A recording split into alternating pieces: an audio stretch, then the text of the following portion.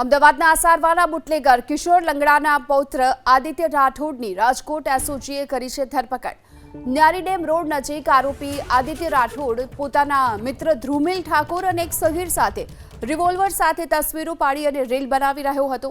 બાતમીના આધાર પર સ્થળ પર પોલીસ પહોંચી તપાસ કરી તો આરોપીઓ પાસેથી એક રિવોલ્વર મળી આવી પોલીસે સગીર સહિત ત્રણેયની ધરપકડ કરી। આ સાથે રિવોલ્વર, એક જીવતું કારતૂસ, લક્ઝુરિયસ કાર, જીટી મસ્ટંગ અને મોબાઈલ સહિત કુલ 83.65 લાખથી પણ વધુનો મુદ્દામાલ જપ્ત કર્યો। તપાસમાં એ પણ ખુલાસો થયો, આરોપી આદિત્ય અને ધ્રુમિલ રાજકોટમાં તેના મિત્રને મળવા માટે આવ્યા હતા।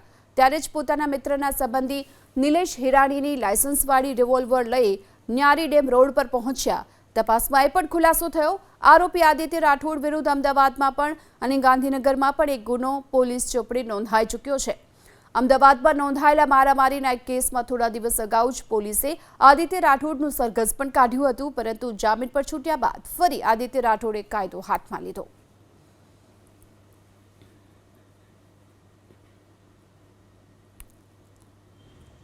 ગઈકાલે રાજકોટ શહેર એસઓજીની ટીમ પેટ્રોલિંગમાં હતી।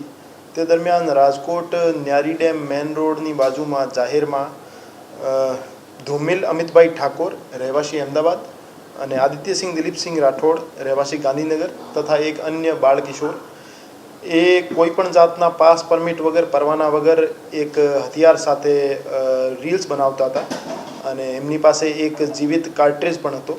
તો એ બાબતે રાજકોટ શહેર એસઓજી દ્વારા ડીસીબી પોલીસ સ્ટેશનમાં આ ત્રણેય આરોપીઓ વિરુદ્ધ એક ગુનો દાખલ કરાવવામાં આવેલ છે।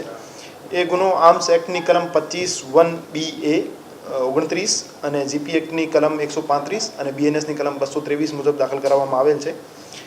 આ જે આરોપીઓ છે એમાંથી બે જે આરોપીઓ છે એ મેજર છે, એના વિરુદ્ધ અમે એફઆઈઆર નામજોગ દાખલ કરી છે અને એક કાયદાના સંઘર્ષમાં આવેલ બાળકિશોર છે, એમની વિરુદ્ધ જે એક્ટ છે એ મુજબ કાર્યવાહી કરવામાં આવશે।